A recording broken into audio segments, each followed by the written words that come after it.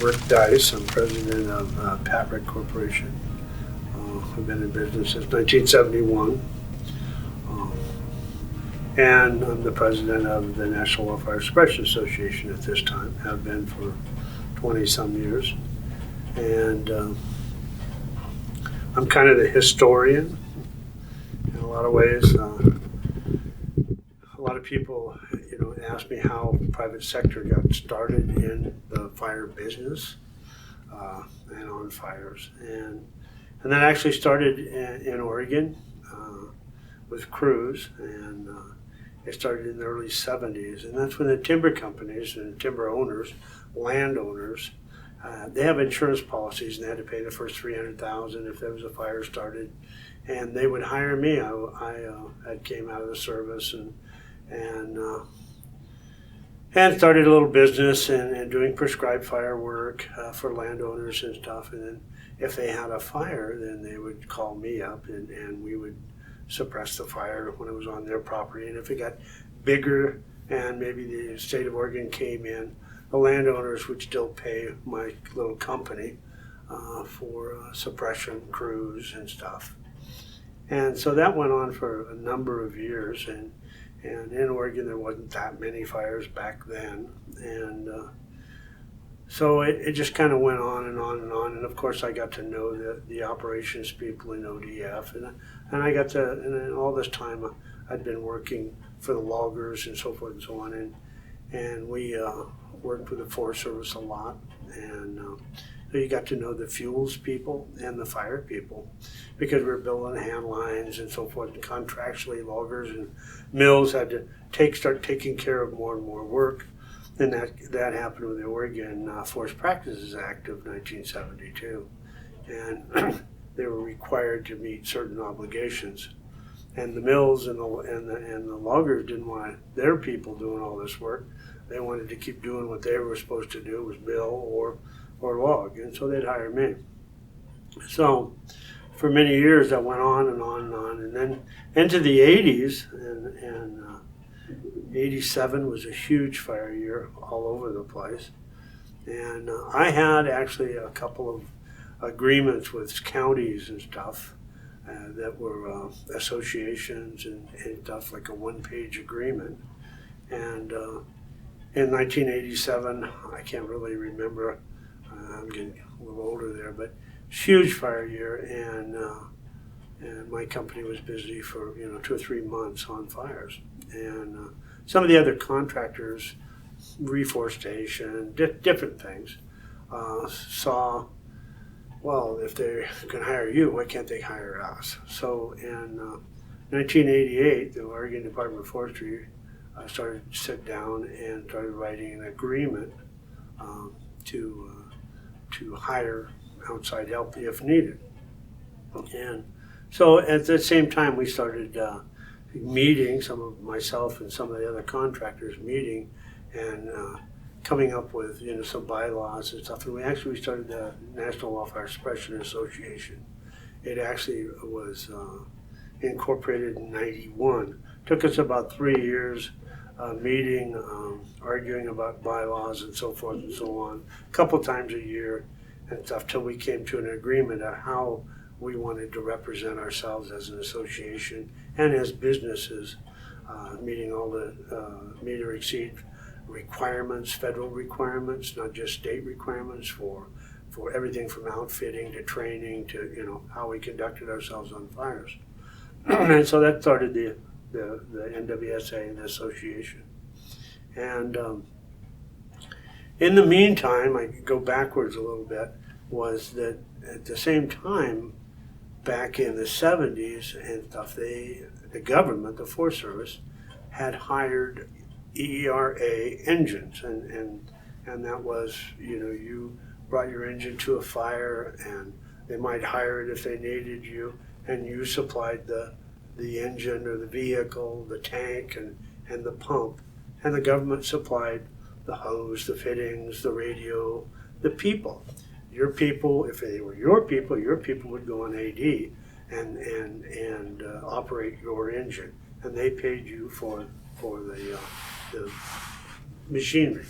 The same thing a little bit in the 70s and early 80s and stuff, they started coming up with what they called at that time blue carded crews. And those crews were all private sector crews that rented their power saws, rented their vans, and so forth and so on. But their people were all paid AD.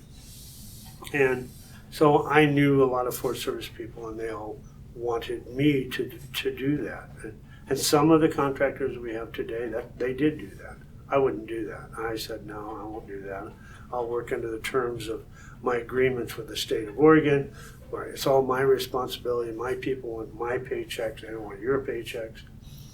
And so the federal agencies are going, well, Rick, that's, we need to do this. You need to give your people to us. And I said, no, I'm not going to do that. So at the same time, I said the association finally came about in 91. Well, we knew that in order to work on federal fires, we needed to have an MOU with NWCG. And so in NWCG, myself, Ron Bakerville, huge part, ex-Forest Service, ex-training coordinator for Region 5 and Region 6, was a friend of mine. And we approached, in 1993, NWCG and spoke at NWCG, and NWCG wrote a position paper for all other geographic areas that if an association, nationally recognized association, met or exceeded training requirements, we would recognize them. And so in 1993, we've got that position paper. And from then on, then we had to go to Pacific Northwest, for instance, Region 6, get an agreement or an MOU with Region 6, Region 4, other regions, geographic regions, so that we could work within and meet their training and requirements of each individual region, which we did.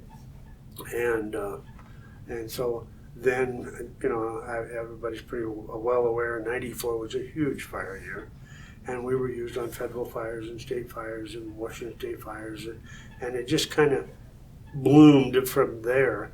And you have years, up years and down years.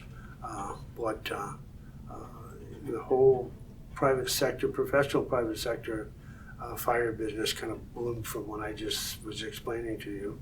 And from there we went on to the Type 2 crews, the engines, Type 6 engines, Type 4 engines, all matter of equipment now, and they've moved them all into Viper agreements, and evolution has taken place. Now, the majority of Type 2 crews right now, 99.5% are all ODF. They end up having an agreement that all federal agencies and state agencies can go through coordination centers and hire them.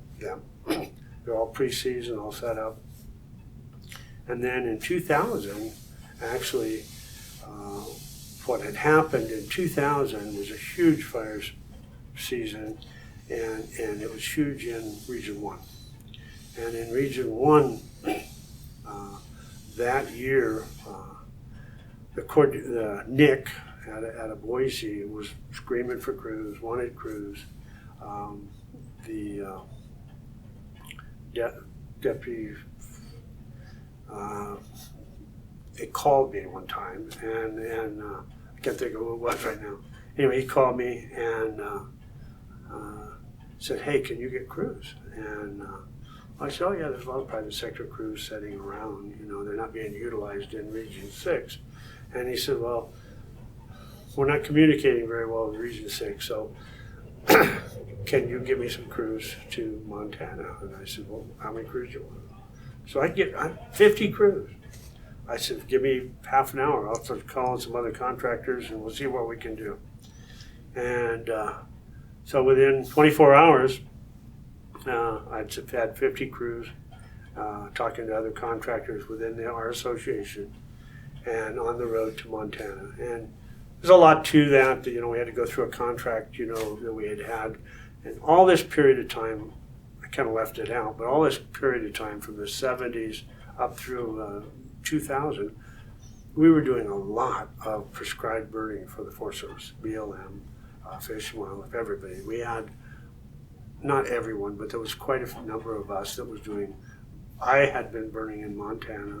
I'd burned in the state of Washington on the Olympic National Forest, Kootenai National Forest, Umpqua National Forest, Umatilla National Forest, Deschutes National Forest, Mount Hood National Forest, and a lot of these were multi-year contracts, which were thousands of acres that were cleaning up logging slash and so forth and so on at that time. Well, as most people realize, in the late 90s, the owl started cutting down on the logging and stuff, and we were looking for something else to do, really. And so what I was explaining in the year 2000, I knew a lot of people in Montana. I knew some of the FMOs and the fire staff and stuff like that because of my burning and because I knew them when they were on the Mount Hood maybe, and then they went to fire staff on the Lolo and all this kind of stuff. And so, they're calling me, Rick, we need crews. We got fires burning. We can't put people on them. We have we got 13 fires and we only have 2 crews, And so Boise called me, Dennis Pendleton called me and said, can you get crews? I said, yeah, I got them. 24 hours, we had went up, signed up an agreement. And Dennis Pendleton at that time and Joe Cruz were the National Fire Staff in Washington, D.C. And they had determined, after the season in 2000, they said, hey, we want control over some crews. And so we sat down and discussed it, talked about a new type of crew, and that was the Type 2IA crews that they have today, and made some breakdown. They were breakdown crews. A few years before that, Region 4 had developed what they call the breakdown crews, and I had been used myself and Grayback and I think another company, maybe Ferguson, had acquired what they call breakdown crews, which was a crew that could be split into four ways, and with 3 squad bosses and a crew boss and being able to chasing lightning strikes and stuff like that. Wasn't really utilized a lot that first year or two, and but from that contract, we developed the Type 2IA program on the national scale out of the Boise office. And so that contract finally came out in 2002. And several contractors were awarded that contract, and they placed them in geographic areas throughout the United States. And I'm not real, I can't remember, just sitting here thinking about it, I can't remember exactly how many crews it was.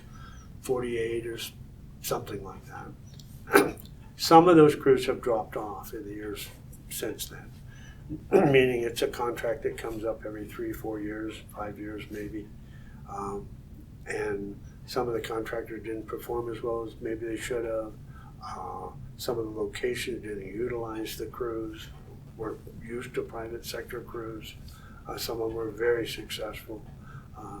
And yet that took some of the Oregon contractors like myself, and I have crews now in Boise, Idaho, Asheville, North Carolina, Ellensburg, Washington, Springfield, Oregon, and then our national headquarters in Redmond, Oregon. So I've got national crews and state crews and engines in a lot of those locations. And it's moved some of those other contractors that were based in just maybe one little location somewhere, and it's expanded their operational reach also. So that has kind of been really quick how the private sector has became sort of partners, hoping all the time to work within the agencies. There's a huge cultural difference. Some of the federal agencies and state agencies, we still have cultural things that we work with, but we've been working with these people for 25, 30 years, a long time. I was a young man once, had lots of hair. But that's how it's all kind of evolving. And like I say, there's lots of trials and tribulations in the meantime, and there still is. But we're moving forward.